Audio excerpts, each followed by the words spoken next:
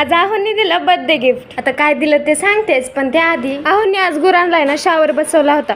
आता ह्याला काय म्हणतात ते तर मला काय सांगता येणार नाही, पण जसं आपल्याला गरम होतं तसं त्यांना सुद्धा होतच असेल. त्यामुळेच गुरांसाठी त्यांनी ते बसवलं होतं. त्यानंतर मस्त असं आम्ही कलिंगड एन्जॉय केला. आता पुढचे 7-8 दिवस तरी आमच्याकडे हेच दिसणार आहे, कारण आमचा कलिंगडाचा प्लॉट तुटून गेलेला आहे.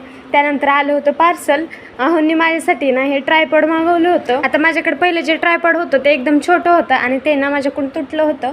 त्यामुळे मी ना असंच मोबाईल कुठेतरी ठेवून व्हिडिओ शूट करत होते.